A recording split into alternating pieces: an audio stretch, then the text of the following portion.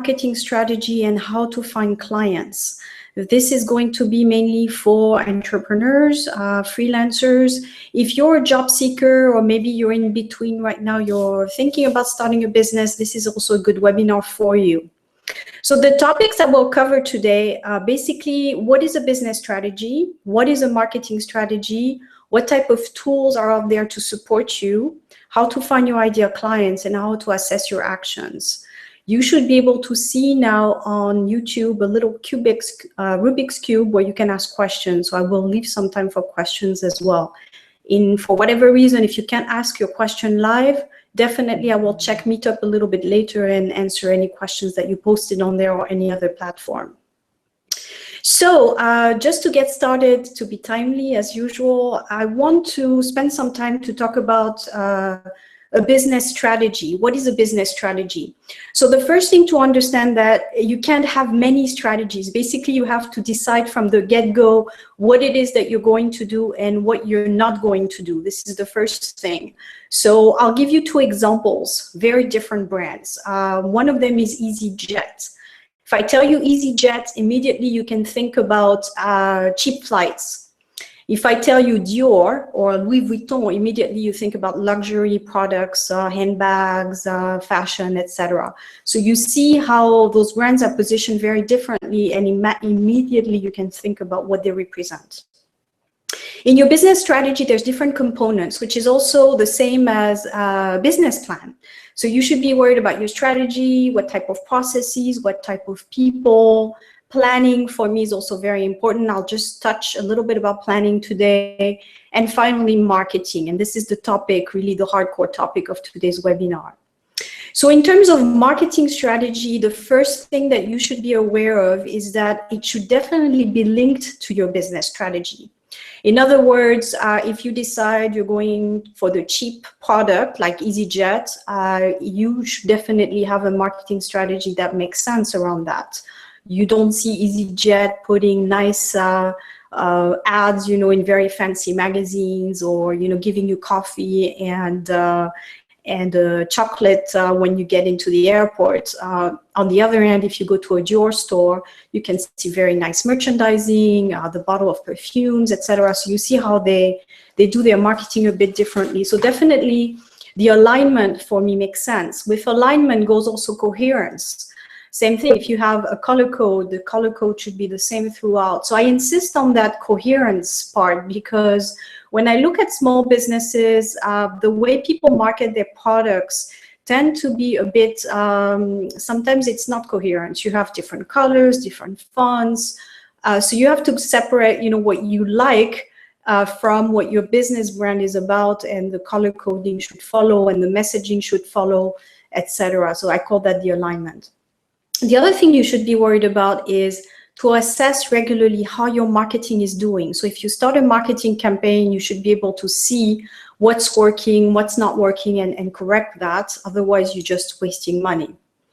And I know this part is not so fun to hear, but it's the reality. You should definitely be able to measure your investment. So if you're starting out, let's say I assume you're starting out, or you just recently started, definitely your marketing budget is something that is not going to be huge. So you want to make sure that you put your money in the right areas for credibility issues as well.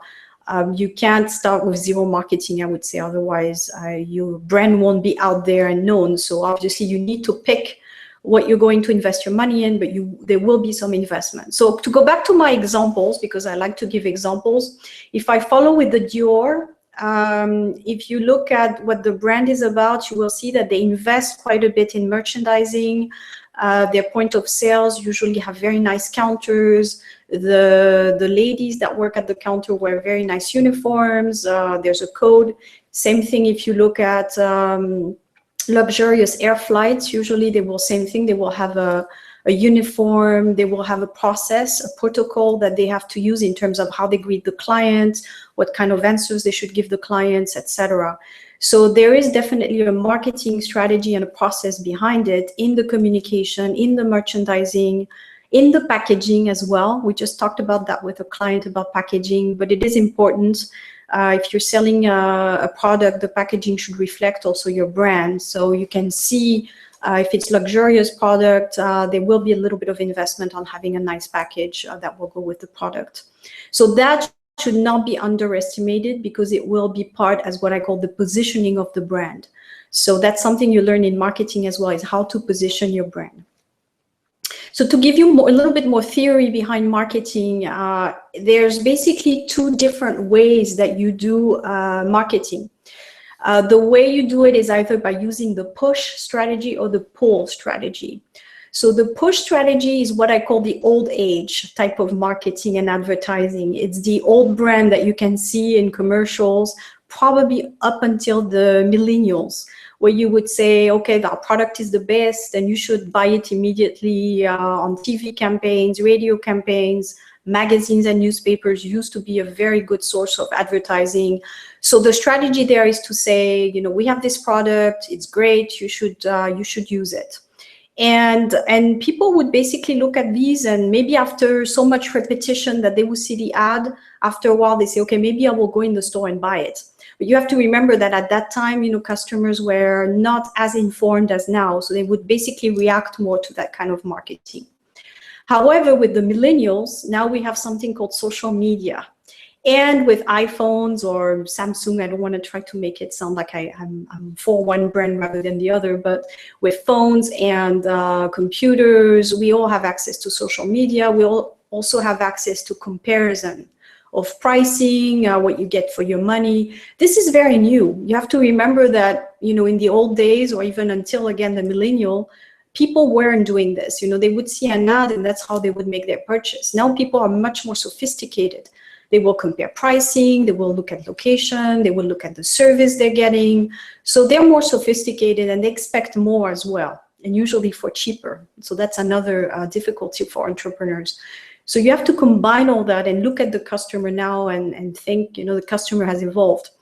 So now I think that's why I think the pull strategy is more adapted. So the pull strategy is basically building up a brand in such a format that people want to use it or want to engage with the brand. So again, if I go back to my examples of Dior and EasyJet, EasyJet, you say, okay, you know, it's very clear what they're doing. It's sell, you know, cheap tickets. I don't have a lot of money. I want to go cheap to London or Rome.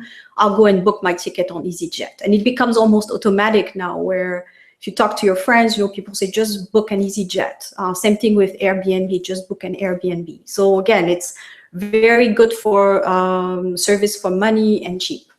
Now, if you look at Dior, for example, Louis Vuitton, you know, there it's more, okay, I want to go into a store, I want someone to help me, I want to have something very nice to show for my friends, etc. It's a different experience. So now you're dealing with a customer that's looking for an experience. So that's where brands now are really thinking about their customer in mind, saying, what is my customer expecting from me? What kind of journey do they want to have? So based on your product, you need to think, how am I going to sell my product, via which channels, and how am I going to target them and engage with them? And that's where it becomes sophisticated. It's what kind of things are you going to say that will get some reaction from your clients. So that's what the pull strategy is about. And that's the one that I'm building with clients for the ones that come to me with a product or want help with their strategies, basically trying to build up their brand so that people can engage with it and be happy with it. It works much better as well for small businesses that don't have the money necessarily for big fancy commercial advert on television or in newspapers, etc. And I would argue it actually works better as well. You will see a lot of brands that actually do very well, and only because they can engage with the customer. So that's also why I recommend to keep social media under your umbrella and not to delegate it, because that's really one way to build the rapport with the customer, to answer questions. You see a lot of big brands doing Facebook Live engagement type of activities, because they know that people now are buying people. They're not buying a name or a label, they're buying a person. So a lot of brands now have realized that, and that's why they're more face-to-face with their clients, which is a big change also from before. So that's for the push and pull strategy. To finish this part on marketing strategy, I think it's a good idea if you can make an assessment of where you stand right now. So I'll give you a few pointers. So the first one is, what is your main product and service? That's something you should definitely be 100% crystal clear. What is it that you sell, and what's your service around that? Do you have a tagline? Taglines are usually a very nice way for people to remind you. People will say, oh, this is the coffee lady, or this is the bracelet lady, or the t-shirt person. So they will remember you from your tagline. So to give you an example, Nike, the athletic wear, they have Just Do It. Samsung use Next is Now. So you see how with a small line, you can really, really show quickly what you're about. So mine, for example, is develop your skills, grow your potential. So immediately people know, oh, okay, it's career planning. So also, are you going for a product type of strategy or a mission? That's very important for social innovators. If you're going for a product-centric strategy, you're really showing, you know, I make t-shirts or I make jewelry, and that's your main product you want in the face of the customer. If you're working on a mission, for example, I'm helping children in poor countries, or I'm helping saving trees, or what have you, you're going to have a little bit of a different marketing, because you have to talk to the customer a little bit differently as well. So that's also important to know where you are standing. You have to make a decision on your presence online. Are you going to be, in which platform are you going to be active? That's a tricky one for most people, most small business owners, because time is counted. Obviously, usually you do everything on your own, so you have to be on the ground, you have to manage your actual business, and social media is time consuming. But again, if you found really what your business is about and why you started it, it's much easier to talk about it. For example, in my business, I want to help people find the job that they like and help them develop their business. I'm very firm on that. So when I communicate, it's easy, because everything that I share is about finding a job, helping careers. And since I'm reading about it all day, all I have to do is share. So that's what I told my clients.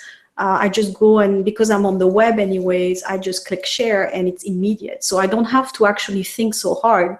So for example, if you're passionate about the jewelry you're making, you probably read a lot on the topic, and you probably have a lot of articles you read, but you don't think necessarily about sharing it in your Facebook page or whatever page you're using. So it can be quite simple if you think about it. It doesn't have to be this huge thing you need to put in place. It's just sharing what you like, and people want to see who you are, what things you're interested in. I just shared a couple of days ago my interest for body combat, and I just shared a video on it so that people can see the link also to mental fitness, and that's how you stay motivated. So it's basically sharing a little bit who you are, what you're about, and that's how people will get more accustomed to your business, rather than just seeing a logo and just automatic sharing type of thing. So that's for the online social media presence. The other thing you need to make decisions about is, what kind of events are you going to attend where you can talk about your brand and develop it? That's also an interesting one, because events tend to be expensive when you're starting a business. So you have to find which ones would be suitable and why. So I'll talk about that in a minute. Who's your ideal client? That's something you should be completely clear about, and not just my client is in Geneva or in Switzerland. That's a bit too wide. My client is 20 to 25-year-old, purchases in these kinds of stores. My client likes to spend money on those types of things. You should be really getting a lot of data on your client. You can find data if you have a website on your Google Analytics. You will be able to see by geography, by age. That gives you an idea of who's going on your website. So especially if you're starting out in your business and you don't really know 100%, that would basically tell you who you're attracting. Because there's who you want and who you're attracting, which might not be the same thing. When you start a business, you might think, well, I want to work for mid-career or seniors or youngsters, and then you end up with a different category that actually buys your product. That can happen as well. So for example, if I look at my Google Analytics, I can see I have a lot of young people that visit my website, when if you look at my business, I'm really working more with 35 to 40-year-old type of profiles. So sometimes may not be the same, you know, what you see and the type of clients you work with, but it shows that a particular age group is interested in your product. So that might give you some tips in terms of how you can market. If you see that you have a lot of young people going to your website, maybe you can think about how you can target them more, because obviously they're coming to your website. So that's part of the assessing, you know, and keep adjusting on who you attract and who you should be selling products to or services to. So that's for the ideal client. The other thing you need to assess is what kind of partners are you going to work with in your marketing strategy. So it could be someone that you work with from the beginning in a company type of situation. So you have two choices when you start a business. Either you say, okay, I'm starting my company with someone that's strong in marketing and I'll do the, I don't know, the IT or something else. Or you can say, okay, I'm starting my business alone, but I will contract with someone who can help me with marketing. And really looking at the two, I think it's important to realize what you're getting into when you start a partnership. A legal partnership with someone starting a business is quite binding, because you're not able to do what you want. You have to check with the person.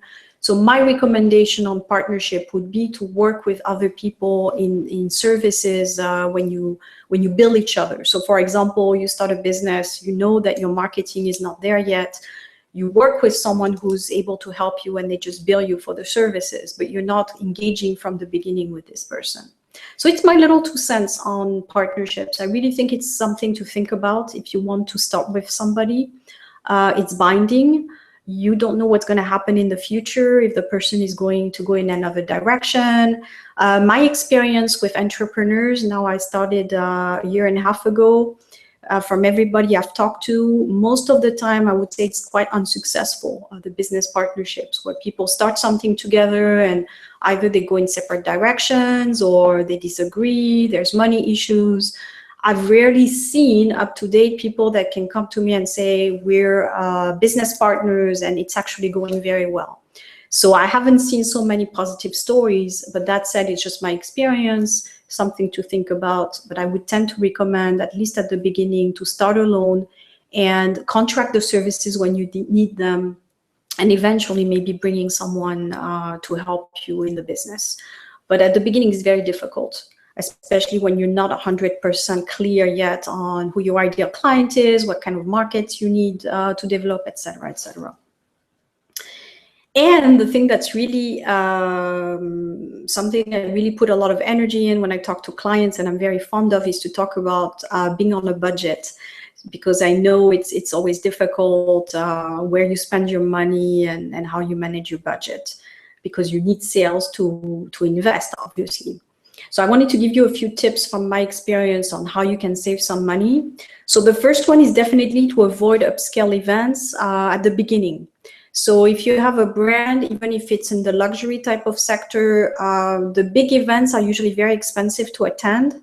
And on top of that, you won't be competitive necessarily with the bigger brands. So if you have a small, tiny booth and someone next to you has a huge booth with tons of merchandising, you probably won't be noticed anyway. So why spend thousands to be in that booth? And yeah, and that way your marketing budget is gone in 6 months. So that's definitely something I would not do at the beginning. I would pick smaller forums that are cheaper and more the community type of forums. The other thing to be careful about is to avoid people who contact you to spend your marketing money on, for example, posting, doing an ad for you in a magazine. They're usually very expensive. Or the other thing you will get also is people offering their services to push your SEO, which I will talk about. So all these different things basically are quite costly, and they are not necessarily, you don't really have any proof it's going to work for you. I think really at the beginning you have to build a rapport with your customers, and one happy customer will talk to other people, and that's how you start the word of mouth, which is free. Word of mouth is free. So better to focus on energy on your clients, the one that you have, to have them also bring you new clients, than to try to invest money in already doing big ads and things like that, where it's going to cost you thousands as well. So create opportunities for cheap. So the reason why I wore this t-shirt today is because it has my logo on it, as you can see, Pléiades HC. It's something very cheap that you can get done online. Same thing with pens or mugs. All you need when you do a form is just a few merchandising items that you can get cheap. Just have a nice, clean type of booth. And that's usually enough. I don't see a big difference with my customers. At least they see that I'm budget conscious, and of course for my type of services I don't need to have huge merchandising, but even I would argue if you have a brand with a product, an actual product, you don't need necessarily to have the engagement to spend a lot of money. So again, do small things in your marketing that you could have an impact on clients, but don't necessarily spend huge amounts of money at the beginning. On social media, you can also advertise. So the topic of this webinar is not to discuss how you use Facebook for advertising, but it is definitely something that I've tried now for 6 months that's working quite well. It's good for branding. It's good to engage with your customers, to drive leads. It's quite a nice, interesting way actually on Facebook. I know there's other social media like LinkedIn where you can also do ads. So you have to see also what kind of product you have and which one would work. But I would say Facebook is quite interesting on that end. The other thing you can do also is exchange services with someone. So if you know your marketing, you don't have a lot of budget, maybe you can have someone that helps you and exchange of that, maybe you have some services that they would need. So if you're in IT, maybe you can do their website, or if you have products that you're selling, maybe you can offer some products in exchange if the person likes your products. So I would try to do it that way at the beginning to lower cost, again, to give you the maximum exposure at the lowest cost. So a mix of exchange of services, maybe working with someone that bills you for specific items, and trying to keep your merchandising simple. That would actually bring you the most for your money. The other advice I give, and if some of my clients are online right now, they would probably understand why I say this, is to ask for quotes. So when you want a service from another business, get in the habit of asking for 2 or 3 quotes. Don't go for the first one or because it's a friend or what have you. Always try to get a global view on what kind of cost is out there. So if you want to order materials, or if you want to order equipment or what have you, try to get several quotes. You will see you save a lot of money because prices can really go simple to double. And make sure also you interview people, because sometimes the cheapest quote is not the best one. It could be someone based in the middle of nowhere where you will have no support, no service. So, or that would drop you. I had a client who just told me, you know, she went further in the process and the person just dropped out of the air. So make sure that it's someone reliable that will reply to your queries, and that's you know, a good professional.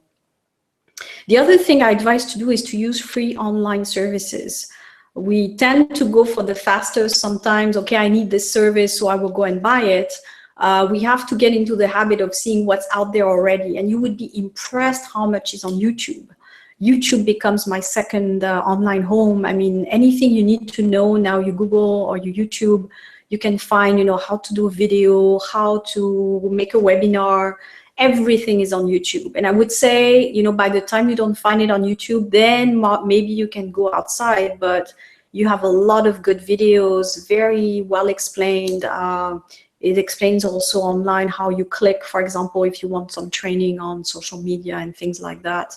You have very, very high-tech type of videos. So that's my recommendation on how to use free tools online. The other thing I wanted to show you in terms of free tools or support, there's 2 books that I really found useful. The first one is The 4-Hour Workweek by Tim Ferriss. This gives you a lot of good advice if you're a solopreneur, advice also on how to market your services, how to organize yourself. He's the expert in that as well. So his book is very helpful. And the other book is The 22 Immutable Laws of Marketing. So I will give you these references in the email when I send the video later on. This book will tell you how to position your brand based on what you have to sell. So it's quite helpful. I didn't have this book when I started my Pléiades HC, but it basically shows you where do you stand. Are you someone completely new on the market? Are you going as a challenger?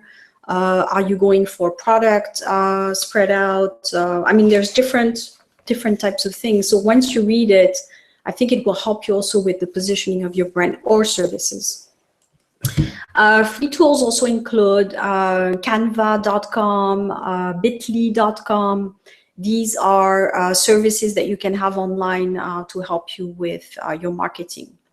So basically what I wanted to share with you is that I offer you, for people who are watching this webinar, I want to offer you 1 hour with me, so you can basically reserve that with me, and I will give you a discounted price on it, and I will offer you all the tools and services that I've built for solopreneurs. So it includes things like how to start a business in Switzerland, accounting spreadsheets, how to ask for a quote.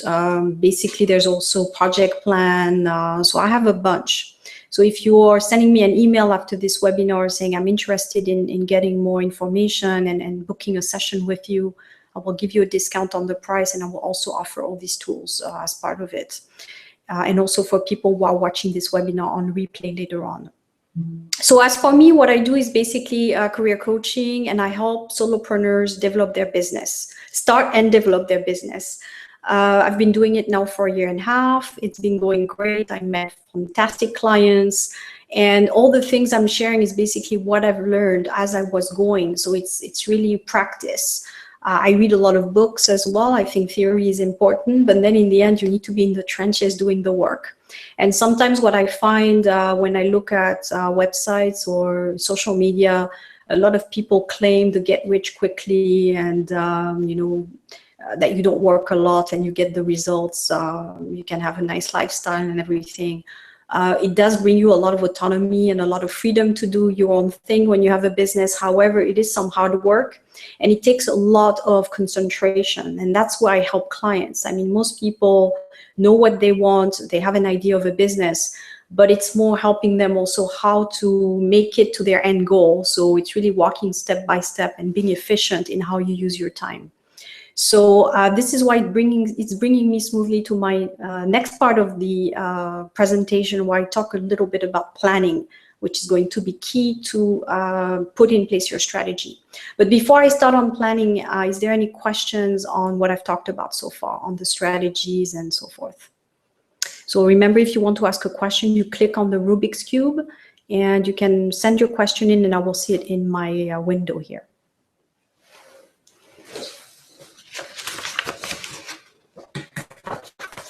I don't see any questions yet, so I have one actually that is prepared for you.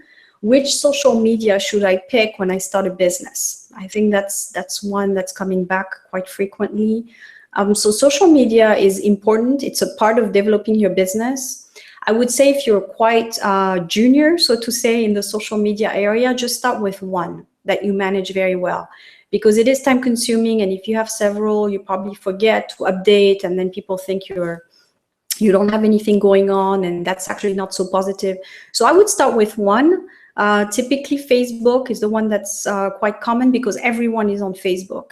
Again, not everyone will be on Instagram and Pinterest and all these other ones, but everyone will have a Facebook account.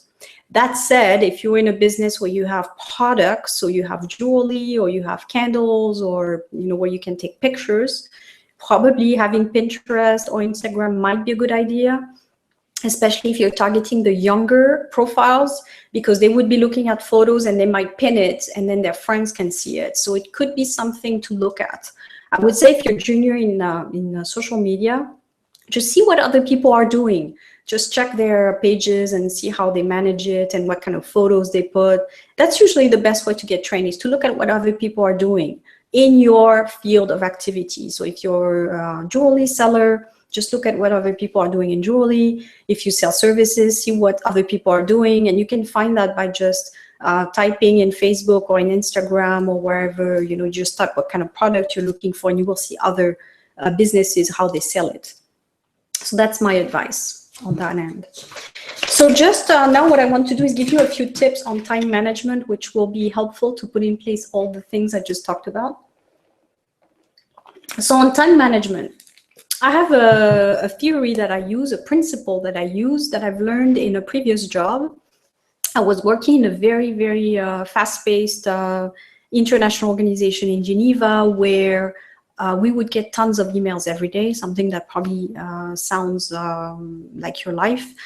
You get tons of emails and you don't know what to do, etc. So our CEO decided to put in place a concept called Priority One. So whenever an employee would open their inbox and they see Priority One, they know they have to drop everything to do that one thing. And that really helped, because at least you would see in your inbox, okay, what is it that I have to tackle today? And it helped with priority and setting the priorities for the organization. So I've implemented that in my business, and I tell people to implement it also in their business. So what you do is basically, when you have your planning for the week, is probably you have many activities you're supposed to do. So it's to have that one priority that you know you have to achieve during the week, no matter what. So if you have, let's say, 10 activities you need to do, I don't know, order business cards, following up with clients, feed in your social media, etc. There's a chance that you might not be able to do everything because something else pops up. But the Priority One is the one thing that you need to commit to. So no matter what happens in your life, that priority needs to be achieved for the week. So therefore, you know that at least you're moving forward. Because I think one of the pitfalls when you're an entrepreneur is the fact that sometimes you don't feel like you're moving forward. You have many things to do, but the progress is a bit hard because one priority will take over the next one, and sometimes you get driven in different directions. One other thing I tell entrepreneurs to be wary about is sometimes when people give you feedback, you want to take it in, but you don't want that to take you into too many directions. So I'll give the example of the t-shirt, which I'm wearing now. So let's say Isabel makes white t-shirts with a simple logo, and that's my business. If I have someone coming back to me and say, oh, Isabel, you should do red t-shirts, I think that would sell very well. And actually, I would buy one from you right now. So I'm thinking, okay, I'm going to start making red t-shirts. So I'm going to go to my supplier, make the red t-shirts, etc. That's energy I'm putting already towards something that may or may not sell that well in the end. And next thing I know, another person says, oh, you know what, I would like a blue t-shirt. So already I'm making 3 kinds of t-shirts, which already has spread out from my thing, which was white t-shirt with a simple logo. So you see how that can really help, get you out of focus. So you should stay on your focus, which is I'm making white t-shirts with a simple logo. And if you at some point you get enough client feedback, but really when I say enough is more than one, you get lots of feedback where people want a red t-shirt, maybe you start making a red t-shirt. But you should stay focused on what it is that you do well, because that's what clients are going to want from you, is the one thing that you do well. And you can see that in the stores, or usually the ones that do well are known for one thing. Maybe they do perfect hair, or maybe they sell a particular type of product that you can only find at that particular place, and that helps them differentiate from everyone that's doing everything. So you go to a store because they make a rose-scented type of candle that you cannot find anywhere else. Or you go to a store because they will make that white t-shirt with the simple logo that you like, and that's really nice and simple. So that's just to give you an example on how to stay focused. So to get back to the Priority One, it's the one thing that you don't want to drop. And if you stick with that Priority One, at least you will have done one thing in your checklist during that week, especially during the summer. It's going to be hard for everybody to stick to their agendas with, the outdoors activities and families and so forth. So it helps. The other tool I have also is a tool where I do month by month the kind of things that I'm supposed to do, and I highlight in color. So let's say during 1 month, you're supposed to finish your website. If you get that achieved, you can just color code it where it's done. If it's not done, you keep it in another color. So that helps you also move forward. I think what really helps is to see that there's movement, because the lack of motivation comes from the fact that you feel your business is standing still. And 6 months later, you haven't really worked on your website or done your marketing strategy or anything. So there's really a step-by-step approach that I follow, which tends to help people move forward. So now that I've talked about the planning, which is going to be important for you, I want to talk about something that will make sense to you, is finding clients. That's usually the hard part also for entrepreneurs. It's okay, you know what you're doing, what you're selling, but where do you find those clients that will buy from you? So finding ideal clients, in my view, can be more simple than we think. And the first thing is really to identify areas where these clients are and where to target. So my first advice is really to do the basics right. Before you even think about where do you find clients and everything, already think about the basics. So the basic is when someone contacts you, are you replying systematically? Are you already thanking people for the business that they give you now? So it's doing the basics right. You have a client, there's a protocol that you follow. You make sure that you thank them, you keep them in mind, you know, when you have something going on that will help them. So it's really replying to queries and thanking people for their business and keeping that habit. And if one client is happy, they will talk about you to another client, because it seems very simple, but not many businesses do this right, in my view. My experience, sometimes when I contact businesses, they don't reply, or they reply a month later, or they reply the wrong thing because they haven't taken the time to check. So the professionalism in terms of replying to clients is really not there for everybody. So that's why if you can master this already, you're one step out of the game. Even if you don't have a lot of means or you don't have a lot of budget, if you can do the basics, you can greet the client, you can make sure that you give them the information they're looking for, they would already be helpful, thankful for that. Now, going to another level about where your ideal client is, well, you have to understand what I was saying earlier. Who is your ideal client? That person can be everywhere and anywhere. That's why I don't lose any opportunities to talk about my brand. For example, I'm wearing my t-shirt today. I have pens as well that I keep in my purse. I'll always have my business card, no matter what, on myself. You never know. You can go to your bakery and talk to somebody and they say, you know, they need your service. You need to have a business card to give them. So there's a bit of a switch as well to do when you're going maybe from employee to business owner. That part about living your business, when you're an employee at 6 o'clock, you know, you're done basically. Even if you have a nice job and you have responsibilities, it's easier to take the switch off because it's not you, it's another company.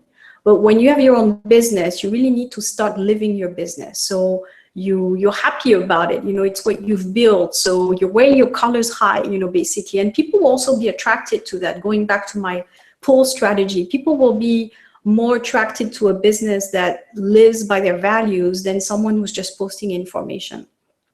So again, live your business, and that's one way also of attracting the right clients towards you. Attending special forums where your clients will be, so definitely go local. At the beginning, it's important to understand, you know, your community and where are these people that you're targeting. You can find them also online, same thing in groups. So you have a lot of groups that are community-based now that are built. It could be, I'm talking about Geneva again because I'm here. So Geneva-based that are fans of, that are candles fans or t-shirt fans or what have you, where you know that you already have enthusiasts about the product or the services you're making. So it's really finding the professionals that will be interested in your business. So if you're a coach, for example, you want to target, you know, people that are into self-development and self and personal development, improving themselves, etc. There's no waste of time to have on people who are not. So what I'm saying also is, rather than to try to convert somebody who's not into your type of thing, rather is to find the people that are already sold on what you do. So for example, if you're selling sports equipment, there's no time wasted for you to try to sell that to people who don't even exercise. But you want to find the groups where people are active and they share maybe their stories on their camps or their they've done some trekking, and when you find these kinds of people, they already will be sold on the idea that they need equipment, so you won't need to do so much hard sales on them. So that's one recommendation. To learn how to manage also the business cards that you get. I talk about this in my networking webinar. When you get business cards, you want to make sure that you do something with them. So it should go somewhere. Is it someone that's going to be someone I can call to get advice? Is it someone that's absolutely, I can't do anything with it, it's not very helpful? Or is it someone that maybe I can present my company to? So you need to understand really what to do with your business card. Build partnerships as well with other businesses. That's something I've started to do. So if you see businesses that are similar to you in the way they operate and in their target, so let's say, again, taking the example of sports equipment, maybe you have a company that's doing something around well-being or eating healthy. There could be some things that are similar enough that you can organize something maybe together and then you share the cost. So it's a little bit easier than to say I'm going to do everything on my own, or I'm going to attend a very exclusive events where I have to pay a huge amount of money.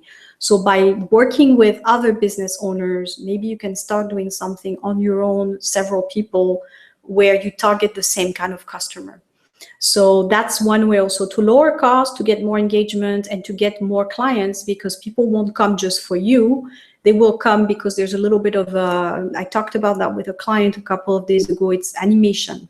So you're doing a day animation on something. So maybe someone talks about eating healthy. The other person will talk about how to take care of your body and get a treatment and so forth. So it's different things.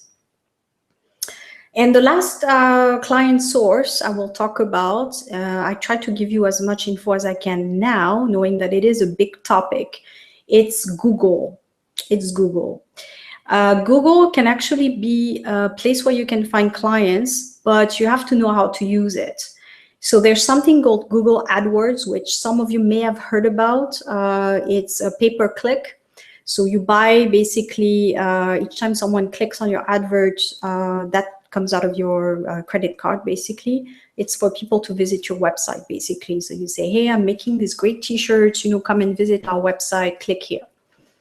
The problem with that is that what are the chances of people clicking on yours rather than somebody else? So if you're a small business already, it's going to be tough. And my experience, again, talking to a lot of different people working marketing in the past year and a half, this strategy is only good if you already have a big business. So someone like Amazon or big retailers, they can afford to spend, 30, 40,000 Swiss francs to just do a campaign and just, see what happens, basically. So you do that as maintenance of your flow.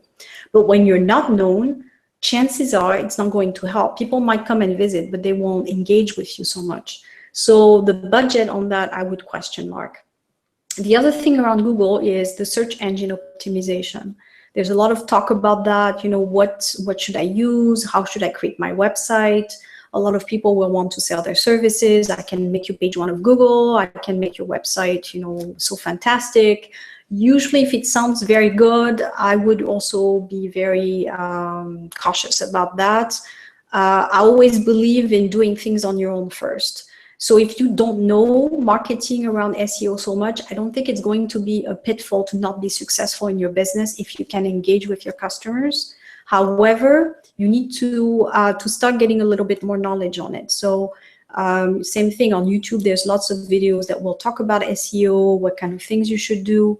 And then if you really want to have someone work on that for you because you want to rank better in Google and it's important in your specific industry, again, it depends on what you're selling. For example, if you're a coach or someone in personal development, I don't think people will be necessarily looking at web pages, but they would be more interested in knowing the person. But if you're selling products that are quite competitive already and people will pay attention to where you stand on Google, then you want to meet with professionals that can also help you understand what SEO is about. But I would get different quotes for sure, because people will want to sell their services and charge you a lot of money, and you don't necessarily know what they're doing. So you want to make sure the person is honest and transparent about what they will do for you to get you better positioned. Again, I would be very wary about page one of Google, line one, because Google, again, it's something that no one knows how their algorithm works really out there. So all you can do is try to be very communicative in your website in terms of what you do.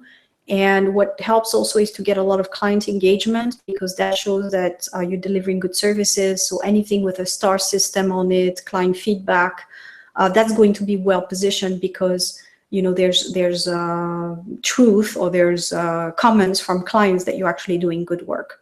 So you will see anytime you get feedback on clients, that's usually very well positioned. But again, no one knows exactly how Google works out there. So I would be very cautious how you spend your money on marketing on Google.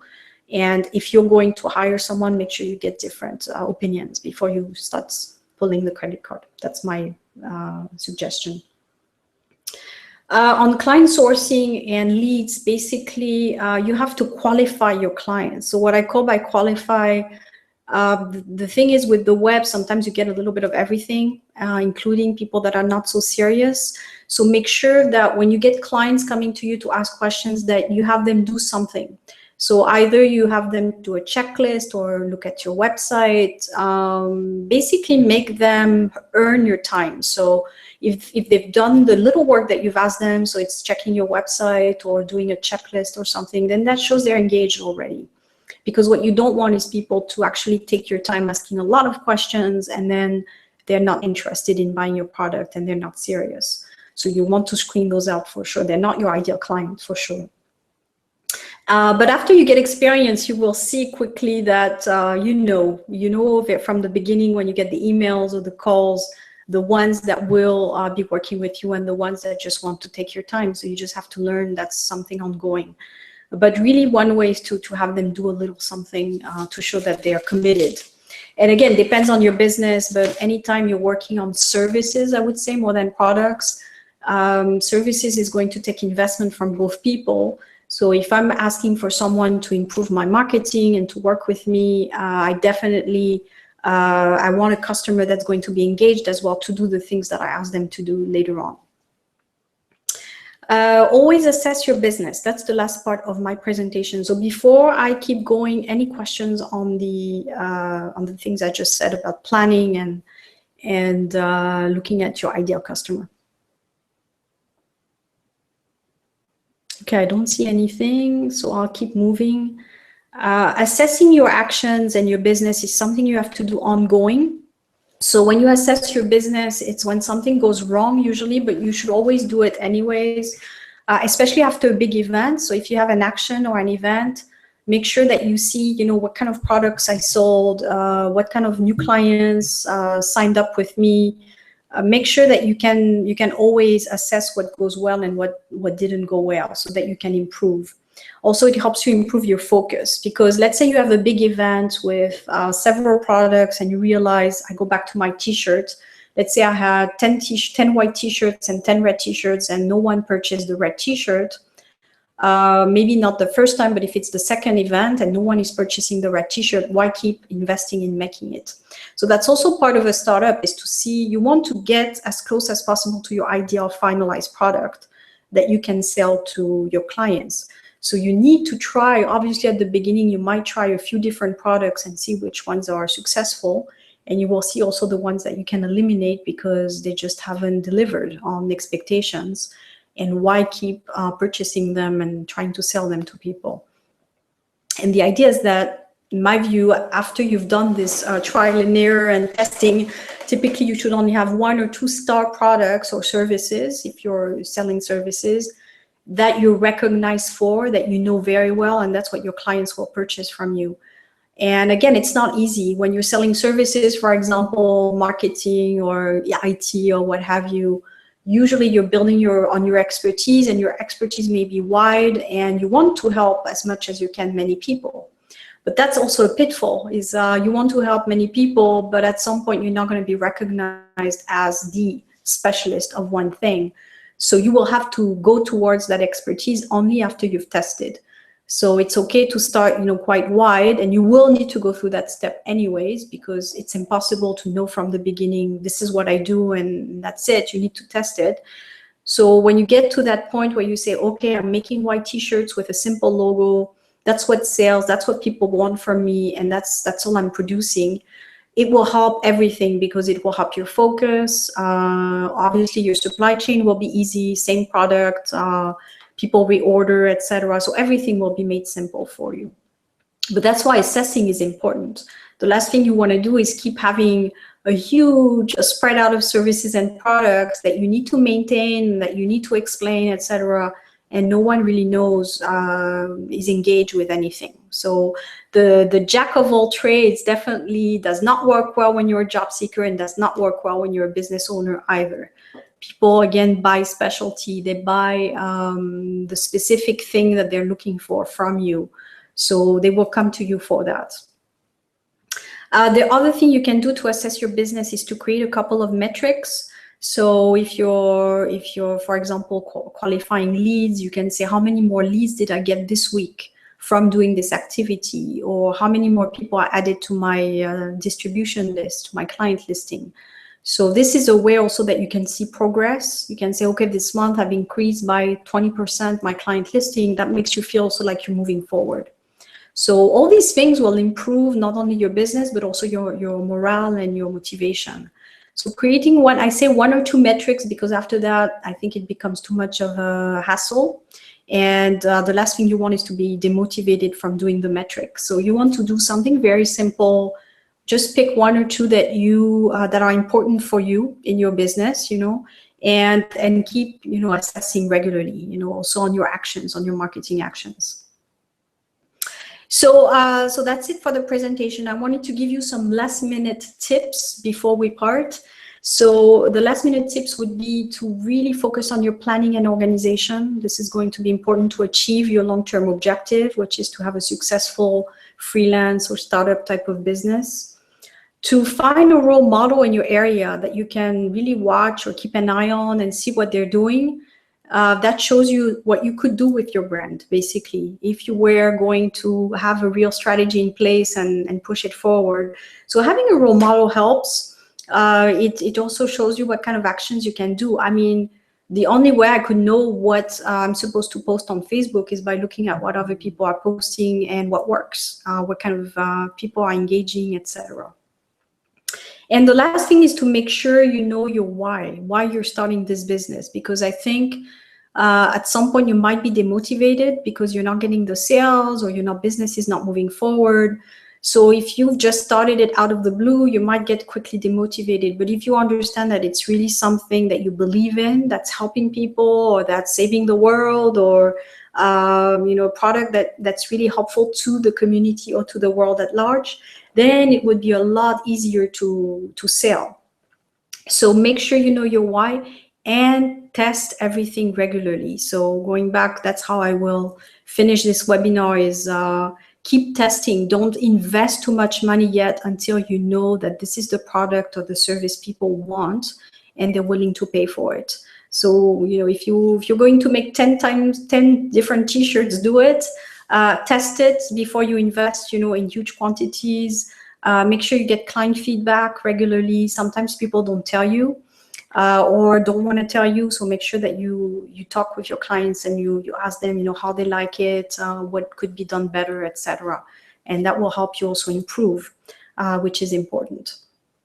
So before I part, any questions on the topic of marketing your business?